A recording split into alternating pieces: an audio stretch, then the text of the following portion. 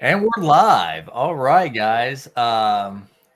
As you can tell by the title and the thumbnail, this is going to be a good old-fashioned Star Wars rant. We're going to talk about what we love about Star Wars and what went wrong with Star Wars.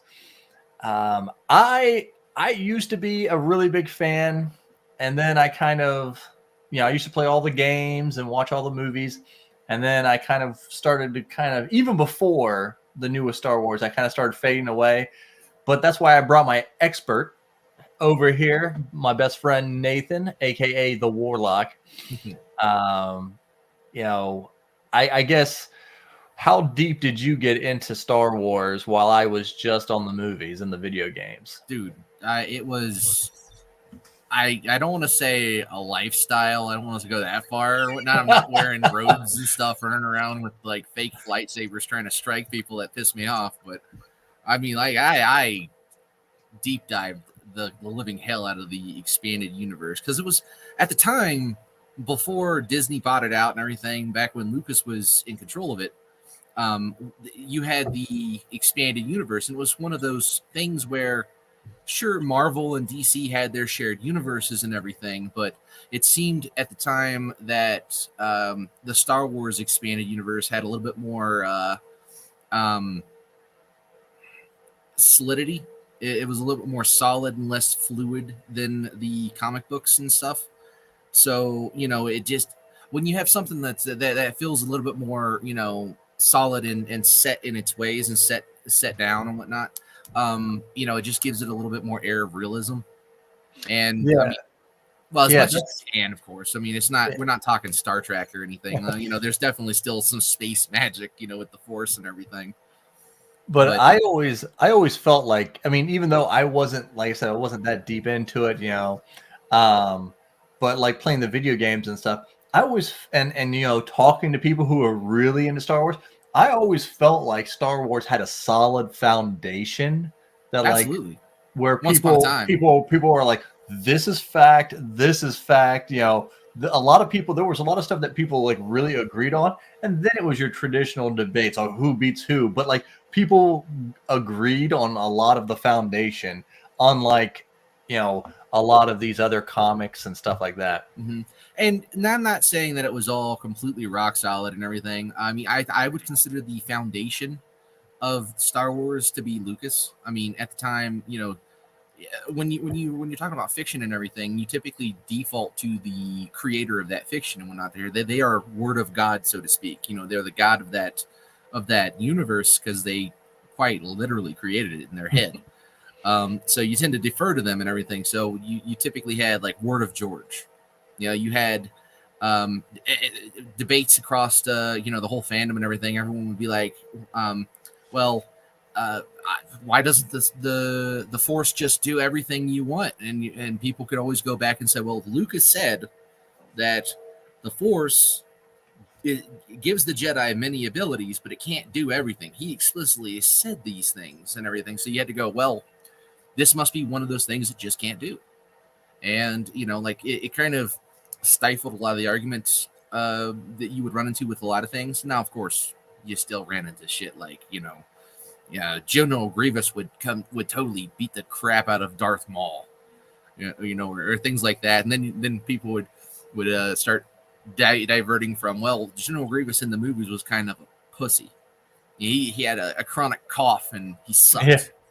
And then you'd be like, well, no, we're talking about Clone Wars. We're not talking about the movie because the movie, I don't know what they did with him in that, but in the Clone Wars, he was a walking death machine. He was just a buzzsaw for the Jedi. Yeah, it's funny. Like, well, the premise for me wanting to do this video is because my son has gotten into Star Wars, right? So he's got all the Star Wars Lego sets, everything, right? He's got, and it started with us watching The Mandalorian. And as soon as we watched The Mandalorian, which I was like, okay, this is the best thing Star Wars has had. I have opinions on years. That. I have opinions on that for sure. So we had the Mandalorian, and then my son just got into it. He's 9 years old, and he has watched all the Bad Batch that's available twice, and he's almost done with all of Clone Wars, and he's only been watching it for a couple of weeks. I mean, he's just marathoning it. So he is in it. Like Jurassic Park and Star Wars is like his thing now. I mean, literally, that just mirrors my childhood. You know, like that mirrors me growing up and everything. It was dinosaurs and Star Wars. You know, we had like the big reptiles on the planet that actually existed, and we had space wizards that mess people up with laser swords. Although they're never ever called laser swords. You say that stuff, someone's gonna kick your ass. Well, and I don't know, when did the Clone Wars start? Like the show? Yeah. Well, which one? Which one's the question? See, there are multiples. I'm a filthy casual, so I don't. Is he watching the original? I don't You're know. Casual There's a is lot of showing seasons. Joe. All right, There's a lot of seasons. No, they had what was called a micro series on Cartoon Network, and that's you don't remember watching that? I swear I watched that with you when we were kids.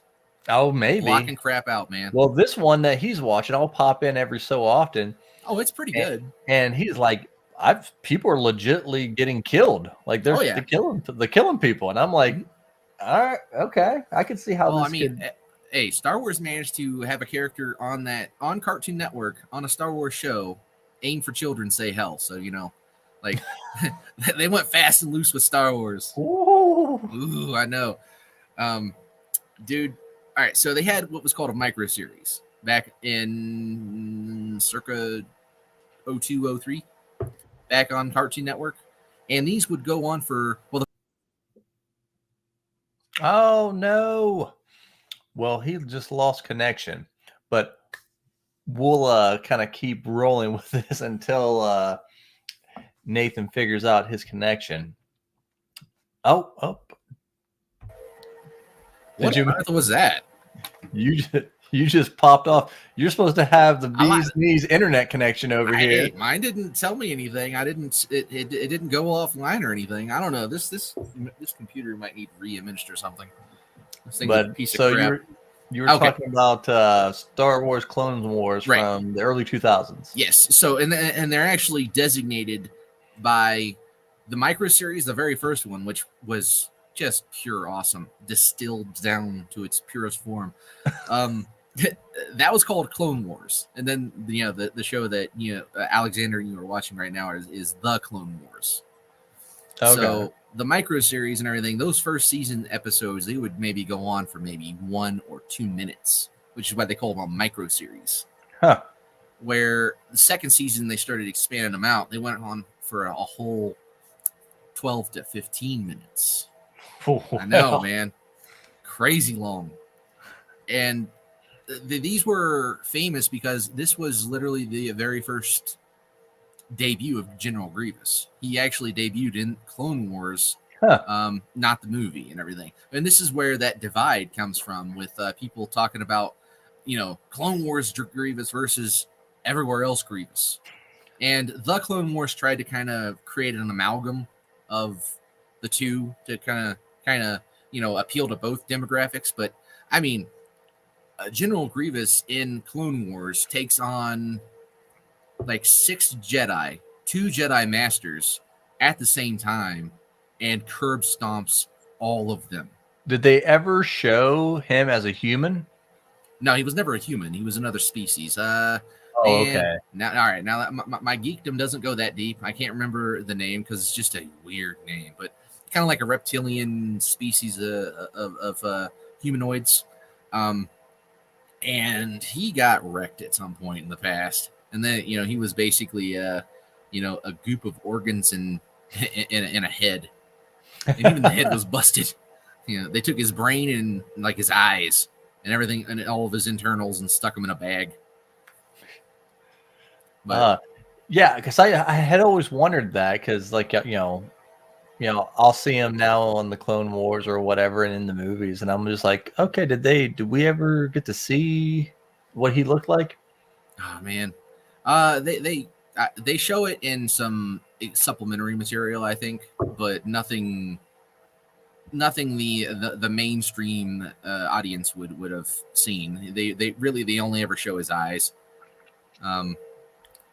which is kind of a missed opportunity. But then again, I think Grievous was a wasted opportunity in general, considering what we saw in Clone Wars. Because the reason he's so different is that, and this is the expanded universe versus George and everything, and this is how they always reconcile this kind of stuff. So when they were making that series, episode 3 hadn't debuted yet, and they talked to George, and George was like, "Well, we got this new character, General Grievous. He's supposed to kind of he's supposed to reflect, Anakin's future, and so with the whole cybernetic body type thing and everything." But he didn't really go much more into detail. So they're like, "All right, so this guy's going to be completely robotic, and he's supposed to be a Jedi killer. So we're going to make him absolutely badass," and they do. Like this dude, I'm telling you, he wrecks the shit out of like a whole platoon of Jedi. Kai Mundi barely gets out. I mean, you remember who that one is? No. Well, I mean, maybe dude with the big head.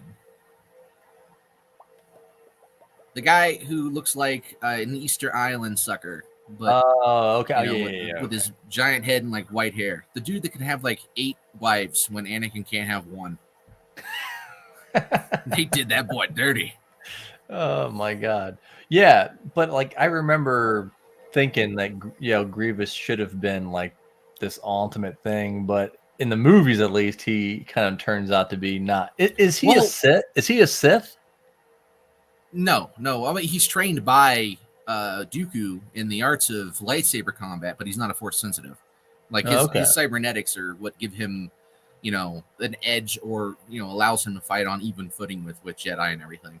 But about that, so they actually do explain in Clone Wars how and why he acts the way he does. Because see, the first season comes out, he gets debuted at the very end of that season. And then episode 3 comes out and everyone's like, "The hell is this shit? This is bull. This is garbage. Like, we were expecting a Jedi killer here, and this dude's coughing around like he's got freaking tuberculosis, and he's gonna cough on the Jedi. That's how he's gonna kill him. He's like regular size Rudy from Bob's Burgers."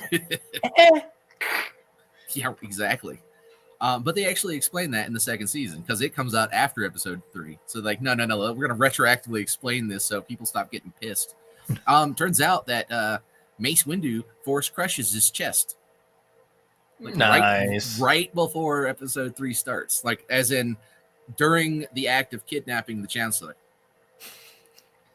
So I'm like, all right. I can dig that.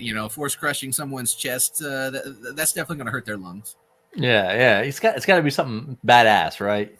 Exactly, and that's pretty damn badass because that's actually a dark side power. You don't typically use Force crush on living things unless you're a Sith. Yeah, and because it's crazy, like just the way I think about Star Wars now. Because when we were kids, we used to I'd come over to your house and we'd be like, we were over there at your house all the time, and it was like, all right, man, we're doing the marathon. We're throwing on the original, throwing on the remaster, because you had the special VHS, the VHS special edition in the gold sleeve or whatever. Mm-hmm. And so and I can remember it being a big deal because there was special, there was one where it told you about the special effects where, look how much better underneath the hover worked. Right. They showed before and afters and everything. So you got to really see them. We digitally cleaned up under, and we thought that was so cool. And I'm you're thinking it back now. It's like, that shit was VHS. It was probably 480p. Dude, not only that, like the Star Wars OG purists were they were like, that is digital blasphemy. Like that you have ruined and destroyed, our most precious of objects, which would be the original trilogy and everything. Like a lot of people were getting genuinely pissed about, adding in. I mean, granted, originally the CGI for Jabba the Hutt that showed up in A New Hope was kind of bad, but I mean, it's better than having a guy in a a fursuit or whatever walking around acting like he's Jabba when you already know Jabba's a giant slug thing from episode 6. Hey, you know how I felt about the Sith, like episode 3. Revenge of the Sith. Oh, Yeah. you were pissing and moaning about an entirely opposite thing. You were like, it's all digital. It was too much. all a green screen. It was too much. And I'm sorry, man. They could not go on location in the middle of a volcano to film Mustafar. They couldn't do it. Come on, that's not what I'm talking about. But like, nothing was worse than when Sam Jackson like points his lightsaber. Oh, and God. Now you're gonna hate on the damn purple lightsaber. It looks like a popsicle. It wasn't even about the color. It was about the edge. I liked when the lightsabers just looked like straight beam of light, and now it's gonna curve. I mean, it's a plasma arc that curves in on itself. Yeah. But they make it. But now, even in the Clone Wars, I see them. They make them look like medieval type swords. I'm like, they don't have to look like that. Wait until Alexander starts watching Star Wars Rebels. Then you're really gonna get pissed off about the lightsabers. Oh my God! What happens there? Go ahead. They're like toothpicks. I mean, literally, they are so thin. Like they're like if this is the normal lightsaber size, they're this big. Like laser beams. Yeah, like tiny like strands of like silk or something that kill shit.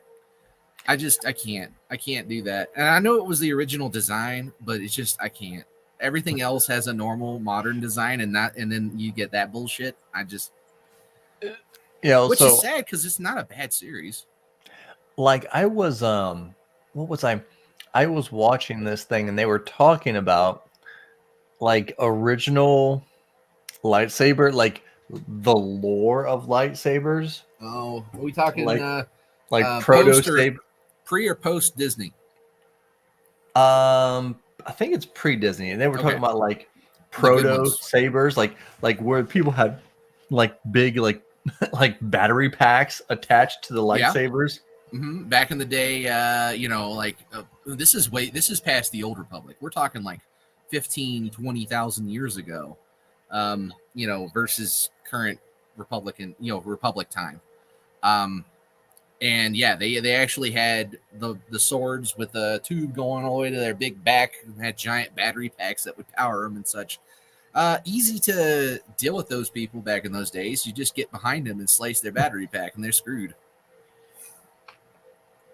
Now, I was also watching this this show. It was similar. I think it was on YouTube, and it's similar to like the Deadliest Warrior type deal. It's like they talk about like which weapons were better than which, and and this would probably make a lot of people mad. They were talking about lightsabers versus energy swords from Halo. Oh, okay. And in the end, the guy came out in favor of the energy sword. And I'm like, for dangerousness, for like what would be the best to have? And this is where he was talking about the old lightsabers and all the battery packs. Yeah, and he was talking about all the different forms of lightsabers, and they were because that's where they were showing like what people's rendition of all the different lightsabers leading up to the newest lightsaber. And I was like, I don't know how an energy sword beats a lightsaber. Well, all right, when you look down to what they are, they're the same thing from both franchises, just expressed differently. I mean, energy sword would be plasma because that's all the Covenant, used for their weaponry is plasma. So, that's just, a plasma energy wrapped in a magnetic field to, make the shape that weird ass thing would have. Same thing with lightsabers. It's just plasma arced using a magnetic field in on itself to create the blade. So I mean, under the hood, they're the same thing. Now, the energy sword from Halo would be dangerous as all hell for absolutely everyone, including the wielder. I would never use that thing. The hell with that. Because your hand is literally wrapped, around the plasma blade, and like their blades are sticking out like on the sides like this.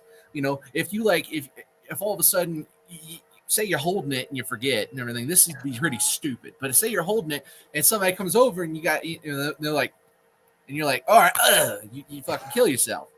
It's just terrible. Well, don't you carry it like a pipe? And then it can come out, right? You're carrying it like a pipe, but the energy, all right, so the pipe's coming out both sides, both ends. Both ends here.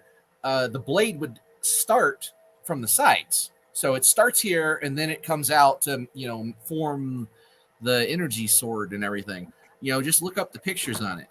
I would never use that thing. Now, I think a lot of I don't think too many people have there were gripes about the prequels, right? Episode 1, a lot of people hate episode 1. Good times. I remember that hate. Yeah, a lot of people hate on the Clone Wars. Most people generally really liked it, and then where are you getting your information? My memory is people did not like the Phantom Menace, and they mainly didn't like it because of the politics. Like, it took up a lot of time, a lot of screen time. But more people hated the Clone Wars from my memory. Like, there were people that just hated that movie. Like, just couldn't stand Hayden Christensen's depiction of Anakin. They thought he was too whiny. And I've got a lot of things to say about that. We'll get into that here, I'm sure, in a little bit. If we're just talking overarching, there were a lot of people that just didn't like that stuff. They pissed them off. I actually think that might have been my favorite. Attack of the Clones? Attack of the Clones. Yeah, out of those three, because Yoda. I mean, the answer is always Yoda. Of course. I mean, this goes without saying. Yeah, I mean, even now, the answer is Baby Yoda. I mean, the answer to failing Star Wars was indeed Baby Yoda, but that was a complete accident. But we can talk about that in a little bit once we get to the sequels. But yeah, Yoda showing up and actually showing what a badass, Jedi Grandmaster, Jedi Consular, because that's back when that was a thing, pre-Disney, is capable of. I mean, yeah, that shit was awesome. And then, Dooku flourishing his Form 2, lightsaber combat, absolutely trouncing Obi-Wan and Anakin. I mean, at this point, this was the point, I think, that actually caused Obi-Wan and Anakin to change up their lightsaber forms to what they finally landed on, which they were both using Form 1, which, if I remember, is called Sheet Chow. And it's basically the lightsaber form that everyone gets taught, as Padawans and everything, because it's relatively simple, straightforward, and easy to wrap your mind around. It's okay in everything, but not good in anything. And then you have Form 2, which I might butcher the name because I think it's called Makashi. It's specialized in lightsaber combat. So, Dooku using that on these standard forms, he was just, clowning them. He wasn't even really trying that hard. Well, when he fought Anakin, he actually did put some effort in. You could see him kind of winded and stuff, or it may have been after Yoda. I can't remember. I remember him being winded at one point. But what's Yoda use? He uses Form 4, Ataru. That's why he's all acrobatic, hopping around like a crazed, drug-fueled freaking monkey. Cocaine bear. Basically. I haven't seen that yet. Thinking about going to see it. I don't know. I'm on the fence on that one. But because Dooku kicks their asses so thoroughly, Obi-Wan decides to go down Form 3, which is called Sarasu. which is the most defensive oriented lightsaber combat style. So, and he became the definitive master of it. That's actually why they sent him to take on Anakin. Not only did he have an advantage of fighting Anakin because he had trained him and everything, but he also like they basically put him in front of Anakin. They're like, well, we're gonna just let Anakin tire himself out, which that's what Sarasu does. It's all defensive. You're basically dodging and blocking everything up until the person tires out, and then you get yourself your opening and you take it and you decisive strike their asses down or whatnot. So it's like the rope-a-dope, basically. Yeah, just let them beat on you, and then when they get tired, you snap back and knock them out. Pretty much. And everybody in the order was like, he is the definitive master of this style. Like no one even disputes it. Anakin though, he went down overwhelming force route. So he went with form 5. It's 2 forms together. There's Shin and then Dimso. Dimso is the route he went, which is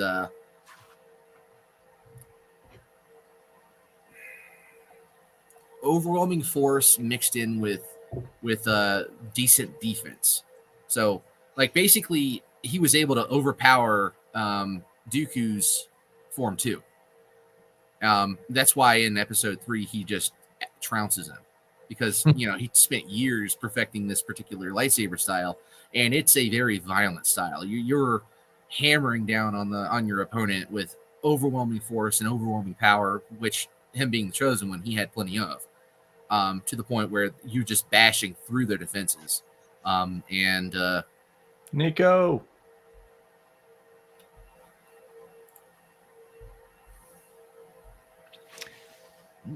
Pizza does sound good.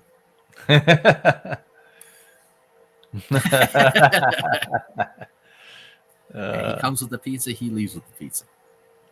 Now I am hungry again. When are you never hungry? When are you not hungry?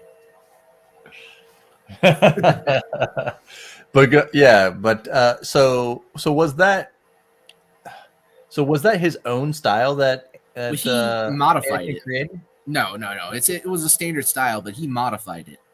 He definitely incorporated some form for Ataru with the acrobatics, which is what made him very dangerous to other lightsaber combatants. Like, there were a lot of people in the order that were like, there was the debate on whether or not Anakin could take on someone like Mace Windu, or Yoda on his own and whatnot there. And had he given him a few more years to come into his own, he very well probably could have. But he's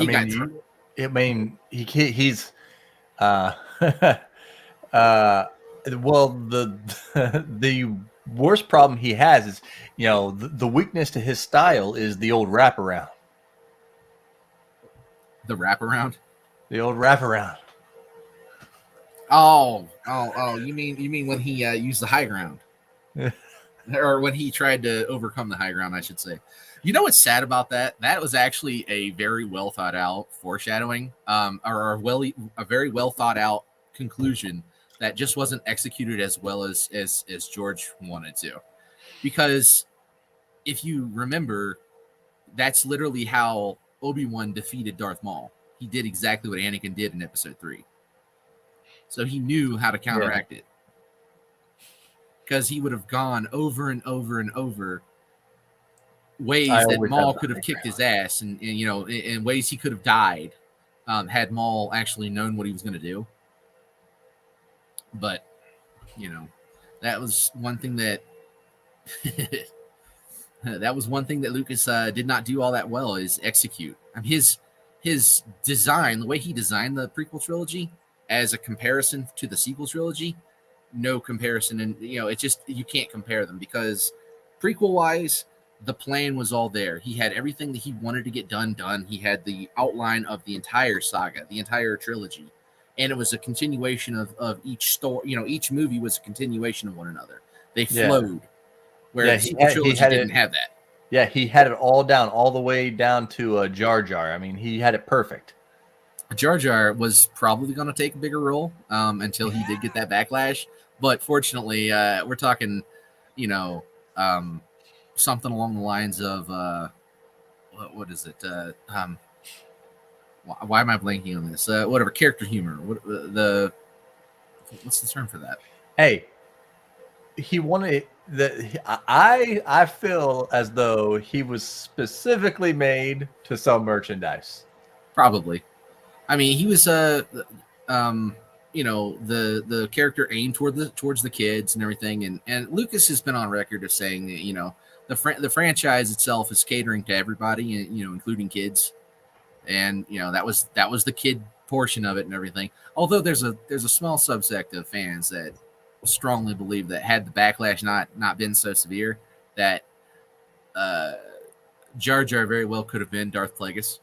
You know, there was that Darth Jar Jar route, and I actually think that could have been really, really cool to throw everyone through a loop. Oh my god, that would have been the best. Dark Jar Jar. Darth Jar Jar, and there's a large group of people that you know, like, have all these different subtle things that they'll talk about in the episodes. Like, for instance, Jar Jar is the driving force and the main reason that Palpatine has power. See, that's how he should have handled it. Should have just force throw the lightsaber like Vader does in was it episode 6? No. Jedi. Well, I was gonna say the video game Battlefront. That's like one of his special moves. Well, no, that's something I thought was really cool too. And of course, episode 6 came out before episode 3 and everything, but it's one of those funny little things where it was completely unintentional, I think. But you can easily look at episode 6 where Vader throws the lightsaber at Luke when he actually has the high ground, as Vader saying, "Fuck that, not again."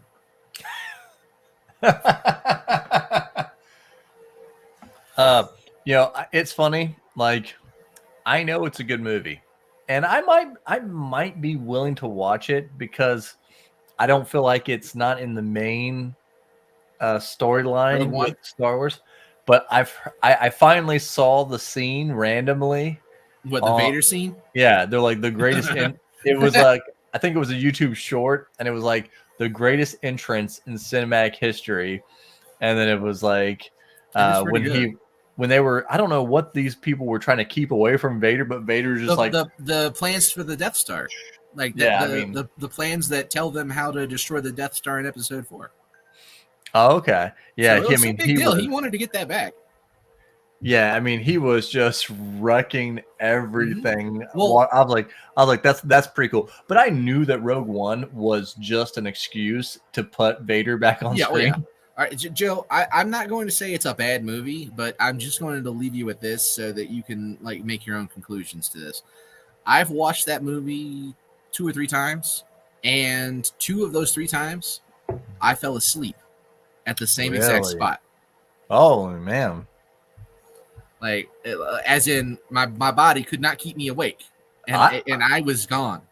That's weird. I thought I had heard good things. I thought that everyone was like, that was most the best. of it. No. Here's the funny thing. So everywhere that's not that specific spot is actually pretty good. But there's a point where in that movie you're just like, what the hell is going on? Why do I give a shit about any of this? Oh my gosh. I can't stay awake. And it's when Jen is saving her father, by the way. So just when they start talking about that, just take some Dayquil or something. Keep yourself awake. Oh, now was Rogue One after the Force Awakens? Indeed, it was.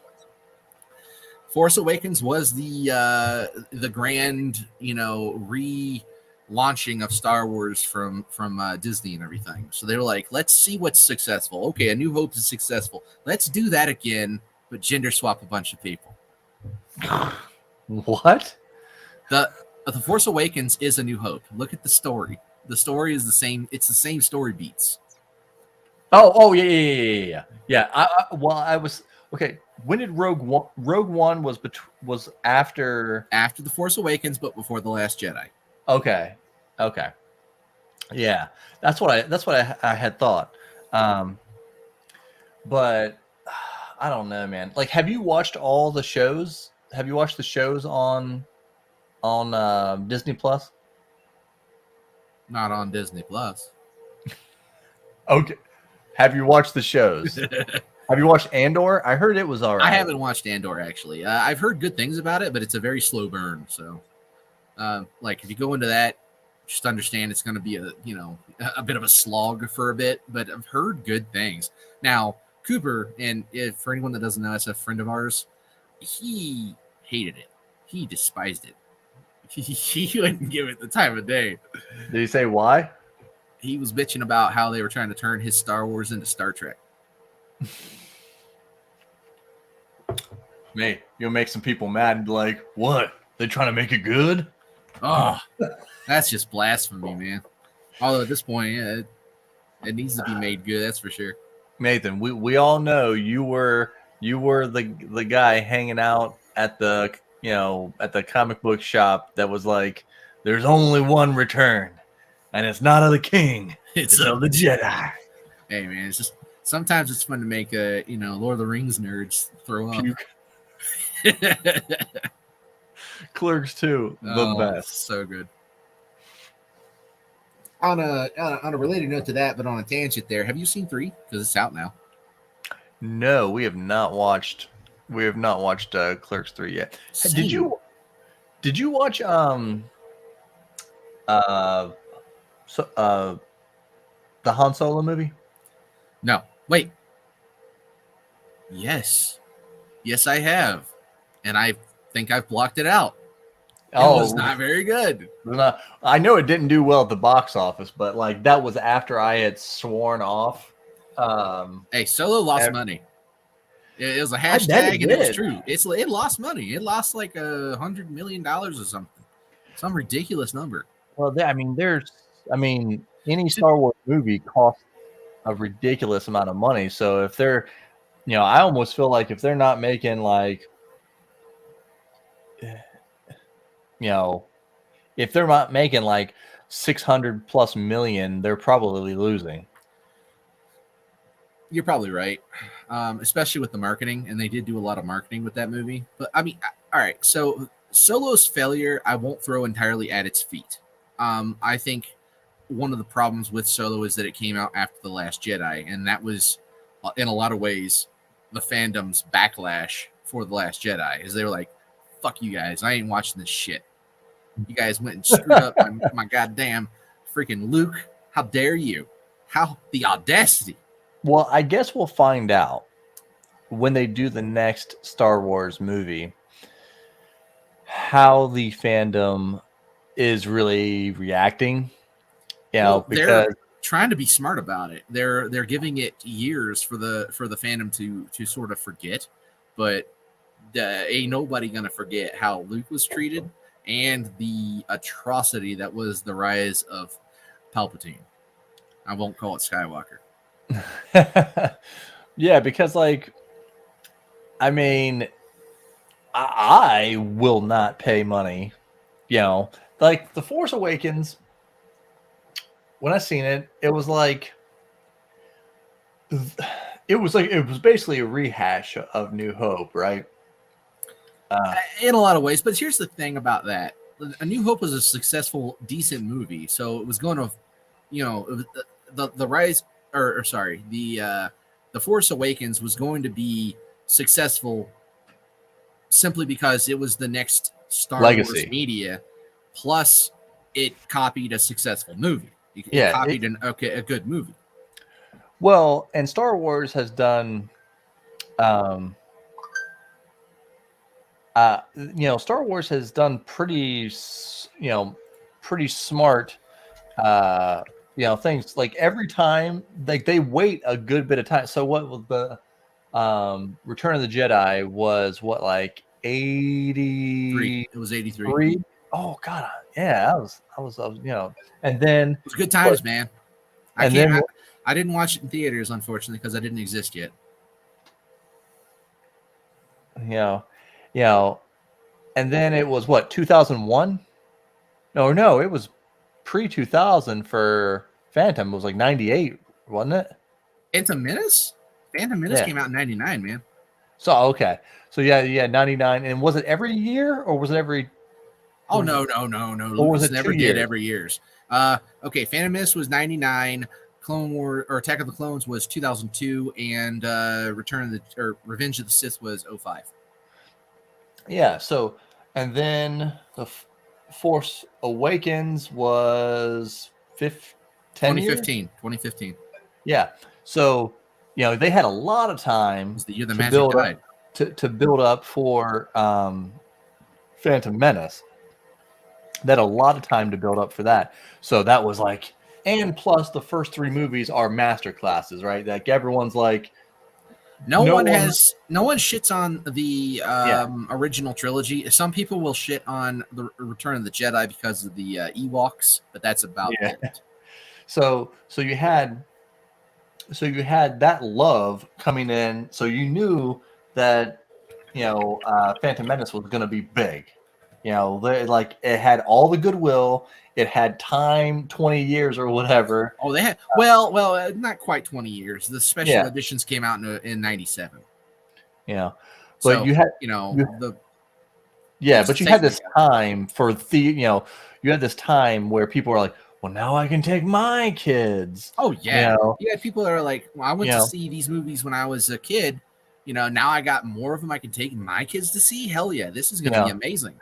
And then that trilogy isn't held up as well as the first trilogy, but it still is held up as a good trilogy. Right. Yeah. I would say that at the time it did not go over well. There were a lot of people that pissed and moaned about things that aren't that hard to fix. I mean, a lot of it was primarily dialogue. People were really, really angry about like the dialogue choices for some of the characters, sort of wooden feeling acting, things like that.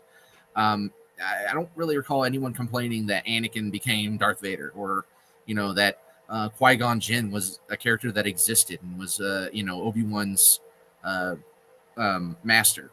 No one's complaining about character assassination, or illogical plot beats. Like them going to Mustafar, made sense because it's a planet off in the Outer Rim, far away from the Republic, for the Separatists to kind of hide on, because they were all in hiding at the time. And of course, with Palpatine, spoilers, being the guy behind both.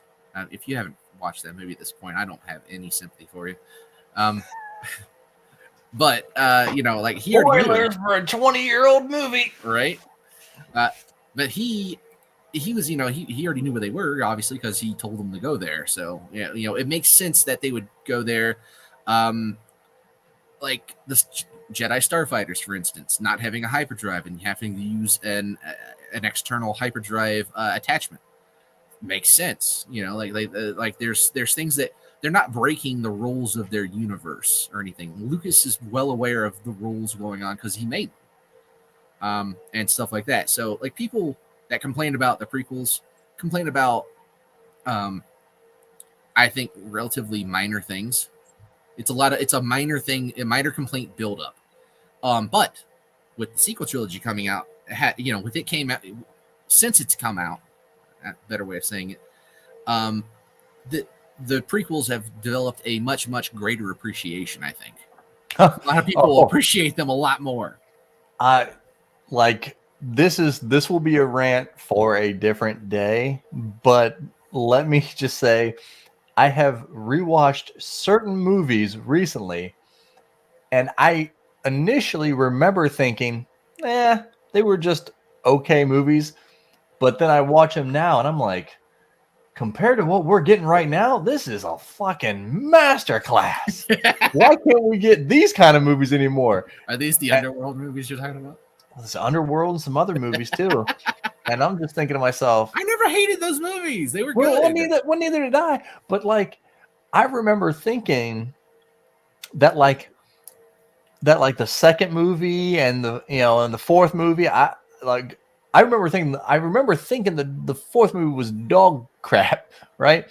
But like I'm like thinking about the movies we're watching now, some of these Marvel movies, and I'm like, I mean, honestly, the give problem I have. give Les Wiseman some money, and he'll make you a real good movie. Well, I don't think he's ideologically driven. Jonathan's in the house. Jonathan, we got to get you. All three of us got to get together sometime, and we'll do a video. I've been watching a lot of your stuff, man. Like he's got some good points about. Got himself some spicy opinions. Yeah, that's his thing. He's got the hot takes and a lot of different things about what they're doing in books nowadays. So here's a hot take: the character of Rey was a shit character and had nothing to do with her being a woman. Hey! You can't say anything about Rey, or you're just you're just a hater. See, and that right there is, I think, the biggest problem we have nowadays. Critiques and arguments, like opinions, can't be expressed anymore because they're going against the ideology. And instead of having a discussion about the pros and cons of a movie nowadays, if you say, "Well, I didn't really care for X plot point or the structure of this movie," all you get labeled as is sexists or bigots or things like that. They throw out these damn buzzwords and it just shuts down the conversation. It's used as a shield, to protect them from any kind of critique. And they've ran with it like since what 2000. I think 2015 I think was the big year that this stuff started. But I think, and what's funny? It's crazy that we're talking about Star Wars because I feel like Rey started this whole thing. She didn't start it, but she's definitely I feel like she's like the fulcrum point of where it's like, what? She's definitely, I would say, one of the catalysts. Like I really think that what started the burn was the Ghostbusters reboot. That was the same year. No, did that come out in 2016? It was either 15 or 16. You sure? And Rey, you might be right then, since The Force Awakens came out. You're looking it up on your phone. I am looking it up right now.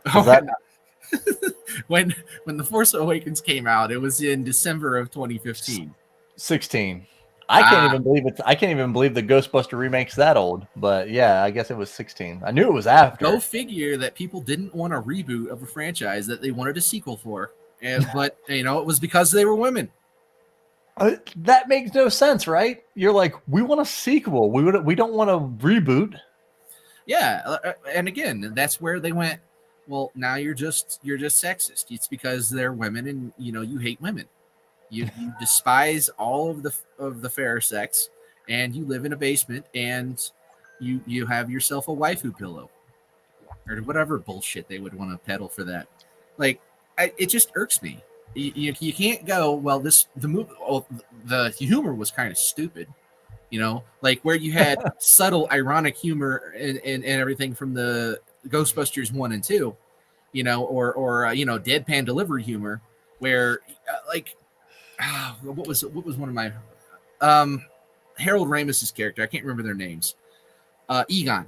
Harold Ramis was Egon. Damn it. Honey, I Shrunk the Kids dude. What was his name? Oh my God! No, yeah, I know Rick Moranis. I know who he is, Rick but Moranis. I can't remember his name. His name is Rick Moranis. It comes to me eventually.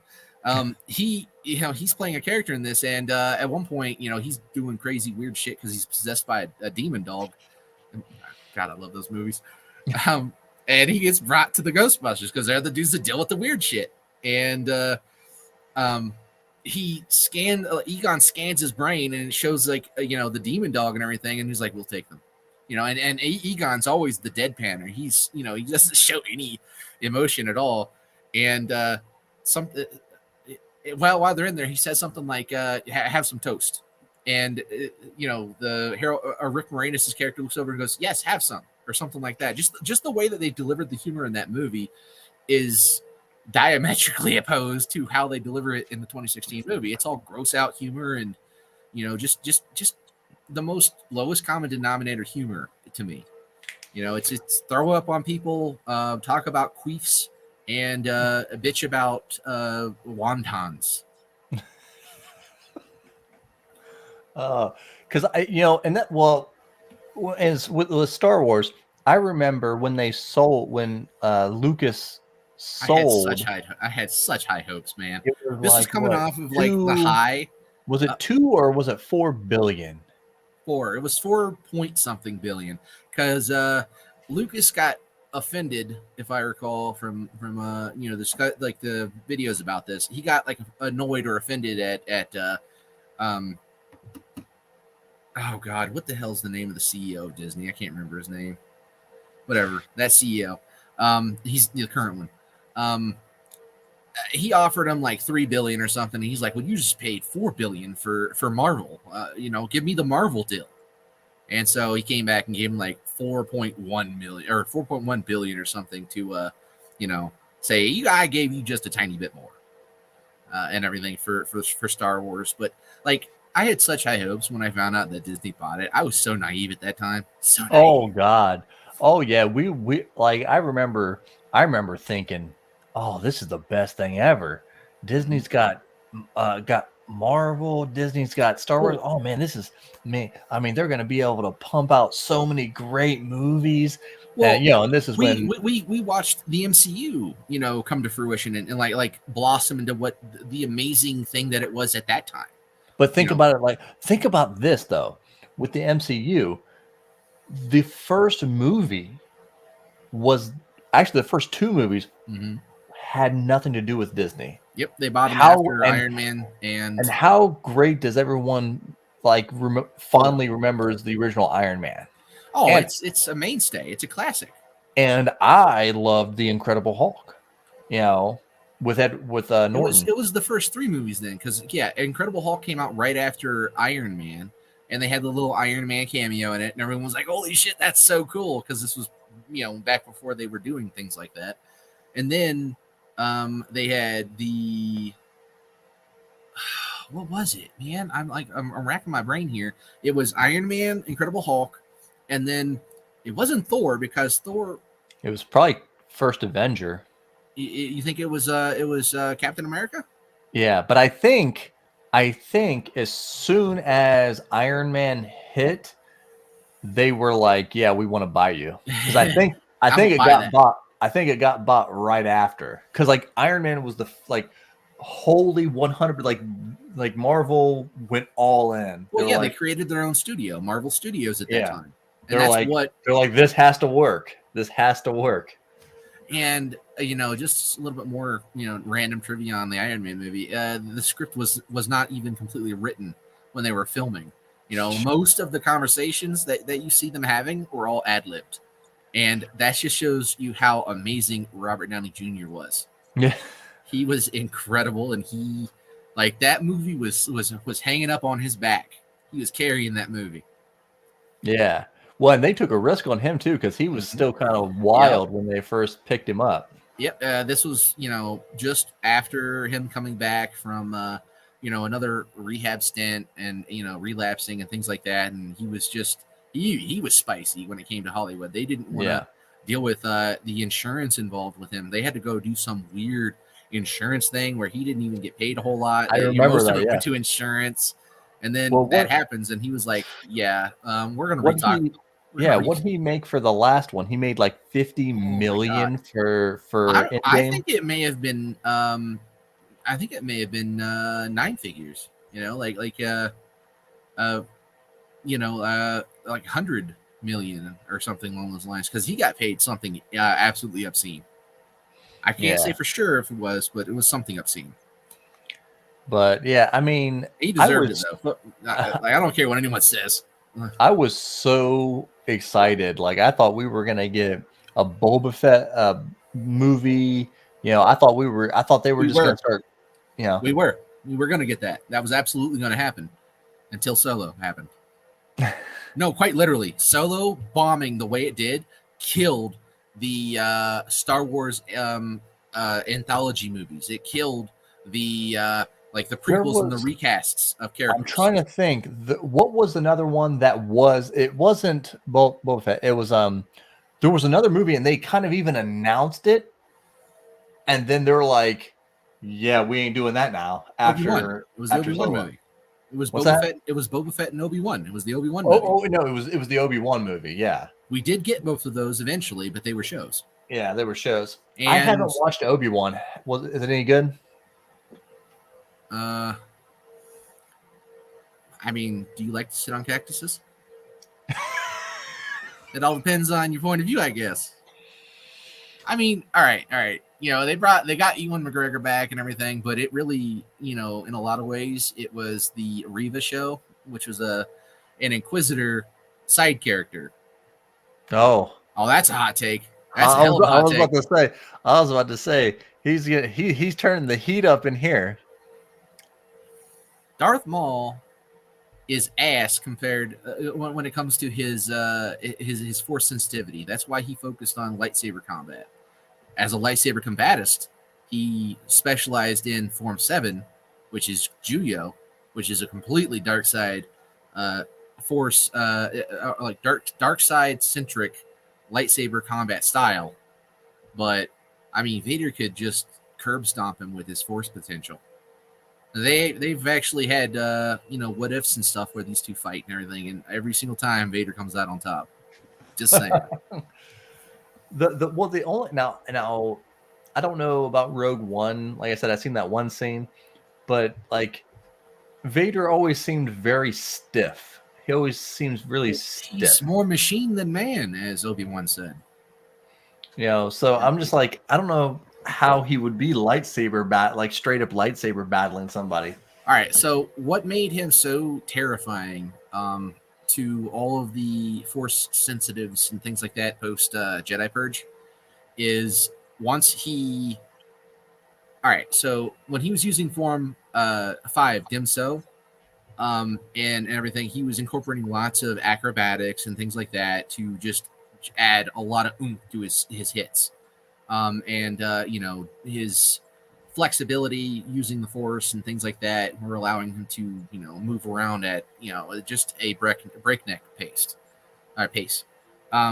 Once he became Vader, he lost his legs and his other arm, so, he's a quad amputee with burned to shit everything, lungs scorched. So yeah, he had lots of issues. He could not move the way he used to. He had to relearn how to use his lightsaber, and because of that, he created an even more modified form of Dim-So that incorporated absolutely unbelievably overwhelming force. I like him. You can't. It's really hard to offend me. I just laugh. And those are all opinions, man. Everyone's got them. Oh my god! But he would absolutely unbelievable force using his cybernetics to add that extra strength oomph to it, and he started to use the force to assist him in everything: walking, moving. Just anything that his balance was assisted by the force. Everything. So he ended up becoming incredibly adept at telekinesis. Using the force for pull, push. Well, I was going to ask: was Darth Vader the most powerful force user? Vader? Okay, so are you asking about Vader or Anakin? Well, I would say Vader because, right, he had to use it for everything, right? He started really incorporating it. I can remember, I remember the scene from episode 3 where he's like, they just made him into Vader, and he's like, that scene makes me sad. He's just crushing everything. That scene makes me sad for an entirely unrelated reason that you would think. Everyone's like, oh, it's because Padme died. No. It makes me sad because that was the one moment that Lucas could have shown the transition between Anakin to Vader. He could have been put in that iron lung, put in that suit, and pulled up, and he's still talking like Anakin, with his hope and everything. And we'll get to why he felt Padme in a second because I like that too. But he's doing all this stuff, and then Palpatine just adds an avalanche of weight right onto his shoulders by saying, no, sorry, she's dead. You killed her. Everything he shows with Vader crushing everything in that room is perfect. But then he gives off the no bullshit. If he would have just been stoic there, did all the crushing, you got to see that. You could see him being enraged and feeling all that anger and hatred and shit like that because of everything going on around him.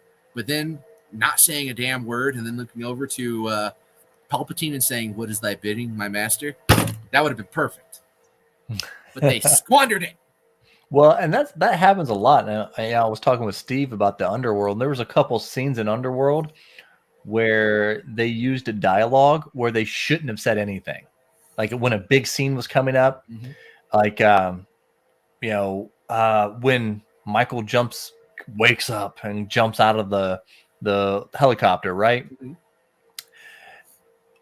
Well, okay, so we knew he was coming back, right?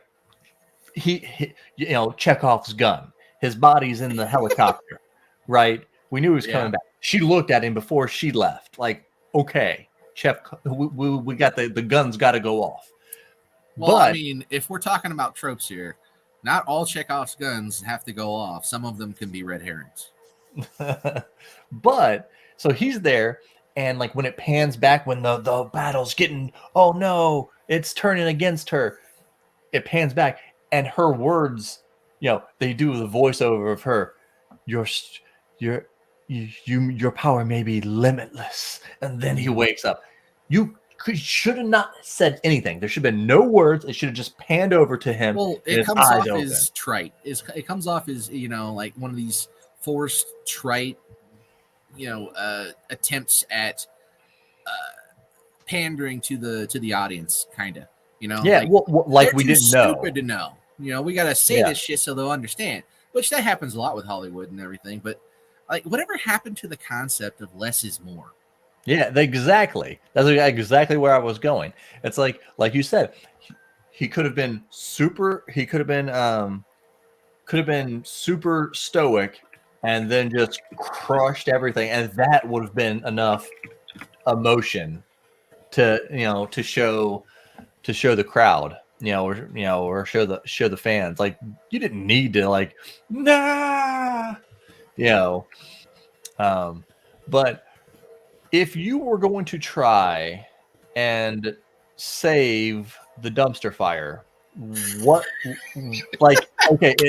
it's already happened, right? It's already happened. We've already had this last trilogy, right? And so and Solo and everything. How could you fix it? Now, I really like The Mandalorian. I think The Mandalorian is great. I think Book of Boba Fett was good. Actually, it was right there on the great end. Like, I actually liked him out with the Raiders and like learning how to use, it's overdone storyline, but I like it. So we think that was good. I think Hey, now don't be jumping to conclusions and such. Like, the Book of Boba Fett had the potential to be great. It turned out okay at best. And that's not an indictment against Tamara Morrison. He tried his best, and I think he was pissed off at the end product as much as everyone else was. Because they sidelined Boba in his own fucking show, and they made it about like the girl assassin that he brought, and they showed Boba being kind of, for lack of another way of saying it, kind of a bitch towards the end. Towards the end, I was kind of like, what are we doing here? But I thought it was good. So you got The Mandalorian, great. Boba Fett, good. And I haven't watched Andor. I hear great things, but then again, I haven't heard great things from people that I really trust about it. We got another guy, we got Nick over here says Andor's good. Like I said, from my understanding, it's a slow burn. If you can Which I get don't past the mind. slow burn, then I don't you'll enjoy mind it. slow burns, but like I was burnt so hard by I was burnt, so hard by the movies that I kind of swore off, Star Wars stuff. But I was like, you know what? I'm gonna give The Mandalorian a chance, and it's kind of redeemed it a little bit. But I'm still, I'm still hesitant to go full all in. Um, you know, but what would you do if they're like, hey, Warlock, throw some magic on this, make it worth watching. Bring the fandom all the way back. You're not gonna like what I'm gonna say. What? Throw out the Disney trilogy entirely and give it back to George. No, you can't do that. You're the guy. You're the guy now. All right. Throw out the Disney trilogy. There is no fixing that to me. There's no salvaging it. It is completely and utterly broken. From here on out, what can we do? Right? If you choose to, you can just if you want to cut out that storyline and not talk about them anymore, that's fine. Oh no, what would you do? No, remove it from the timeline. Start before it. Okay. Now I'm down. It breaks too many rules. Like let me put it this way.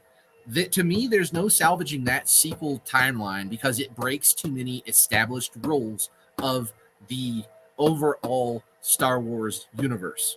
And once you break those rules, you can't put the genie back in the bottle. So you got to start before there and never break those damn rules. So are we talking about doing what they should have done?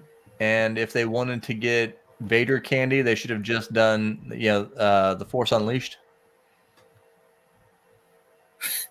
The Force Unleashed would have been pretty good, I think. Like the story from the games were pretty damn solid, and you had an ink suit actor playing Starkiller because he looked just like his actor. So you literally cast him, and you got the voice in the face right there. So it would have been perfect there. I mean, those would have been fine, but those aren't sequels. Those happen in between episode 3 and 4. Okay. So what are we doing here? What's our 10-year plan? How are we going forward? I mean, all right. I'm a bit of a classical fan when it comes to this kind of stuff. Like in all seriousness, given the material that we currently had to work with, all right. Let's put it this way. Say I got put in charge of. There we go. This guy knows what's up. What? All right. Let me go on a tangent real quick. I actually thought that they were incorporating some of the Knights of the Old Republic into The Force Awakens, which is why I gave it such a deep, strong pass. I came out of that movie going, okay, all right. I feel ambivalent for some of the choices that they made, but in my own head, I know ways that they could explain them where it would be actually retroactively cool as shit, as opposed to bullshit. And I gave them another movie. I was like, all right, I'm going to go into the Last Jedi, and we're going to see where this goes. And it went entirely the wrong direction that I was expecting. And to me, it retroactively ruined The Force Awakens because of that. So, like, I went from originally really liking that movie to disliking it almost as much as The Last Jedi and, the last piece of shit that they brought out. But all right, so suppose I was in charge of, Lucasfilm when it was, bought out by Disney, and I had complete and utter creative god control. What I would do is I would have adapted the Thrawn trilogy in particular, because that would have been a great place to jump off of after episode 6, because Thrawn is just fucking awesome. I mean, he's literally, a brilliant alien in the Imperial Army, the Imperial military, which were xenophobic as shit. So you should already know he's pretty good at what he does because they hate aliens.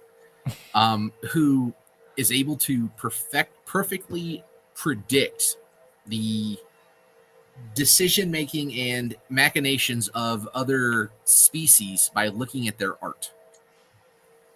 So, like, I thought it was a very original, interesting take on things. And Thrawn is I think he's just well written. He's just fun as shit to watch. Just do all kinds of crazy shit. And you had 3 books there. You could create a trilogy out of that.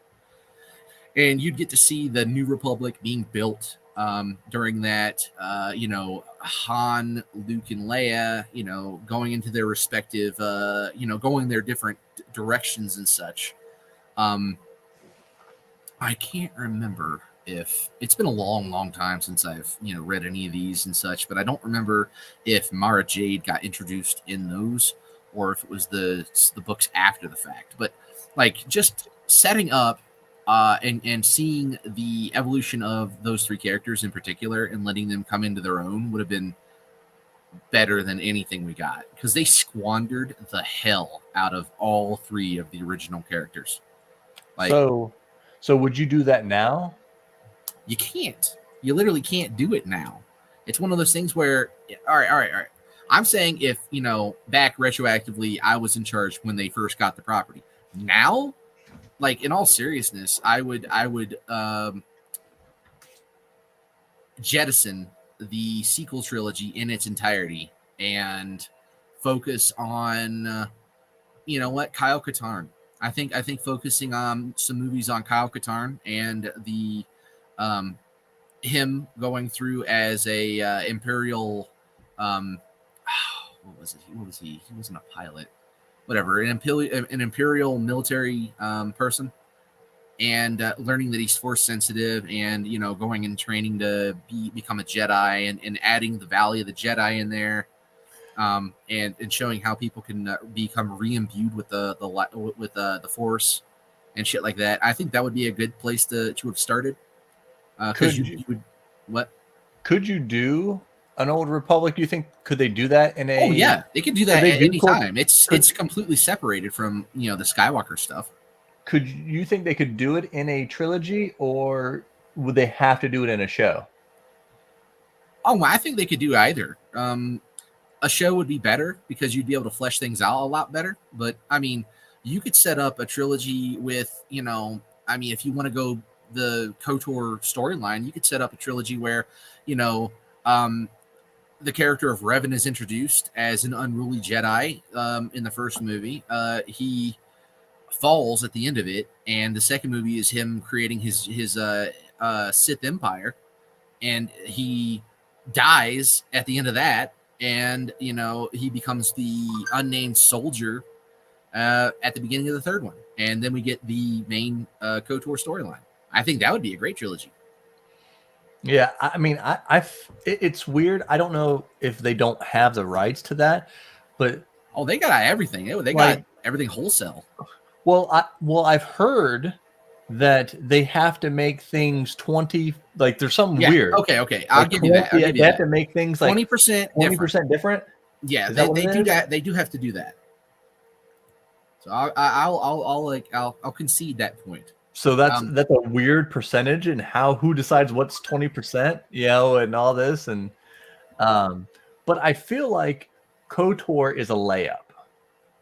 Like, I feel like if they did KOTOR, it's an immediate slam dunk. Well, I mean, as long as they don't deviate from the actual game, I feel like KOTOR would just be a layup. It's like, just like doing a Boba Fett. Like, because before this whole fiasco, we all thought that the best way to get the fans back is to do a Boba Fett movie. Like, we would immediately be on board, right? But like, I feel like KOTOR is that way. I feel like that, like, okay, you tell us that you're gonna make it the way the games are made, we're all in. But like, I don't feel like they're gonna do it. Like, they don't do that for anything anymore. Like, all right, the closest thing that I have seen from original material to adaptation, like the closest 1-to-1 I've seen in the last 5 to 10 years has been The Last of Us. When they adapted that for HBO, they kept almost all of the story beats. I haven't seen the last episode. It may have deviated at that point, but up until that point, the only changes that they really made were pragmatic changes. And I mean, besides maybe race swapping Joel's daughter. I mean, which you could argue that Joel got race swapped a little bit because I think Pedro Pascal is oh gosh, it's some kind of either Central or South American heritage or something, right? I don't know. I don't know. Either way, like Pedro was, I think, the best choice because he did it. He is phenomenal as Joel. Everyone's loved him in that. Yeah. So I don't think that really factored in too much. I think what more factored into that was this guy is printing money for Star Wars by just talking. So let's put him on screen and see what he does. And it's paid out pretty well for him. This guy is holding up all kinds of franchises on his shoulders. But yeah, race swapping his daughter may have been the only big thing that I noticed. But the girl that they got, again, she was probably the best choice because she did such a good job. That young lady was so good in the episode, like the half episode she was in, that I just have nothing but fantastic things to say about her. But other than those things, I don't really notice a whole lot. I mean, there were pragmatic changes. Like they couldn't have a giant horde of cordyceps people running after Ellie and shit. I don't know her love interest. I don't remember the girl's name. I've never been able to remember her name. But in was it the penultimate episode, or was it was the last episode, right? No, the one before that, because the last one was the cannibals, and that one was good. But like they've made some pragmatic changes, but it's been a almost 1-to-1 translation. They haven't done anything. I think the biggest thing that they changed, and like I don't know if you watch the things at the end, but they do like an after episode little rundown, talk about it. The biggest thing that they changed is I think in the games they were spores, right? They could go out into the air. Right. Yes, they were that. like they were like that. They're like, we can't do that because no one will believe that everyone's not infected if it's spores in the air and stuff. Oh, see, and that again, that's a pragmatic change because of what you just said, and they just managed to make it so much worse. Oh my god, the way I like just getting near one of the infected people's mouths and seeing those tendrils come out. Oh, that is just gnarly as hell. So just so much worse to me. But I really hope that, because I know Hollywood's very reactive, I really, really hope and pray that they see how successful giving the fans, go figure, what they want pays out in dividends. And then they would stop just changing stuff arbitrarily. Because most of the time, people aren't pissed off because you've swapped someone's gender, just did a race swap, gave them a race lift or a gender switch or just any number of different weird arbitrary things that you've decided to change. Most of the time, people are more pissed off that you just changed it. It's not really even what you did. That's just a modifier. They're more pissed off that you changed it. People just want their adaptations. They just want. Well, and here's the thing: like, I understand, like wanting to create a more artsy thing. All right, that's what the Academy Awards are all about. Like, very rarely does the Best Picture award go to the movie that the most people seen. You know, that's very rare. But like especially right now with so much kickback on the people changing everything, it's just like you would do so well right now to just give the people what they want. And people can make a decent argument for, well, excuse me. Sometimes the people don't know what they want, and I mean that's a valid point, that you can bring up and everything. But a lot of times, a lot of times people can tell you what they don't want more than what they want, and people don't want to be talked down to. They won't want to feel like they're being pandered to. They don't want to feel like someone's being tokenized. They don't want to feel like these things are happening.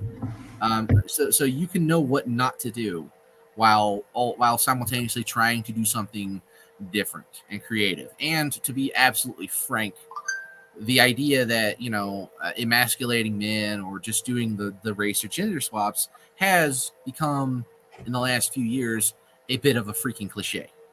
Like, it's happened so damn much now that now it's just annoying to see, just naturally from seeing it. Well, and this will, and we'll have to save this one for a different discussion. But what I will touch on is saying, I think at first, you know, 5 years ago or whatever, whenever it really started, it was just, look, we're different. We're different. We're mixing it up, right? Oh, but now it's like, difference. You're doing it every time. You're not mixing it up. You're being like everybody else, and you're just making people mad. Yeah. Yeah, exactly. I mean, it just comes off as disingenuous and arbitrary 9 times out of 10. But when you're doing it pragmatically, and, you know, like, people can see the pragmatism in the choice, it's not going to piss people off nearly as much. You're going to always have a few people that say, you know, well, this person, you know, I hate this property because they turned the white person black, simply because of that. And, you know, there's always going to be people pissing and moaning about, you know, whamming, as they would say, and shit. You're never ever going to get rid of that, because jackasses will be jackasses. But most people don't care about those things specifically so much as you're fucking with an established product that they identify with and they love. Yeah. And, you know, I'm not like, I'm a person, I want to see good things for Star Wars. Like, I want Star Wars to come back and be what it was and be great. You know, I want to make Star Wars great again. I want to make Star Wars great again. Yeah. But oh my God, doesn't that? No. Wait, Masca? I don't know. It's gonna be. It's gonna be huge. Okay. The next Star Wars movie is gonna be huge. The best. Everybody's saying it. Like, I just, it's not what I'm saying. This is what they say. They say it's the best. Yeah, but terrible Donald Trump. I don't have the orange skin or the weird hair. But, you're not nasally enough. Yeah, but I just want to say thank you for hopping on here, helping me rant about Star Wars, and, you know, giving me the nerd credentials to be able to talk about this, because we bitched about everything and fixed nothing, as it should be. Hey, that's what being in the, you know, nerd culture is about, right? It's just about ranting about stuff that we can't change, right? Pretty much anymore, especially. I mean, hell, most properties, like, that's why people are so pissed off. Like, there's like no property out, like, right now that hasn't been fucked with like this in some capacity, and it gets to a point where that's why Nintendo doesn't let any of their stuff get made. Well, say that to the freaking Super Mario Brothers movie that's coming out in April. Be good, please. Be good. Chris Pratt, man, his voice is just so jarring. I won't say it's bad, but it's just jarring. They're sitting on some good stuff, though, that could be done. I have hopes. My wife's gonna make me go see that no matter what. So I've just got high hopes. You know, like, I've always, like, if Nintendo was like, we're creating our own studio because we have more money than everybody because we just don't spend that much money, like Metroid, they could do it. Oh my God, that will be forever my favorite Nintendo property, bar none, hands down. And you know that I go ape shit on those, especially the 2D ones. I mean, and you know, they got Legend of Zelda there they could be sitting on. Well, they made that movie back in the 80s. Haven't you ever seen Legend? Oh. That's a freaking Zelda movie. I don't care what anybody fucking says. That is a Zelda movie. Oh my gosh. Well, we'll have to do this again. Maybe we can do it after after the Mario Brothers movie comes out and see, and we Rant can about rant that. if it's terrible. But we'll definitely be back on. Thank you all for watching, and we will see you in the next one.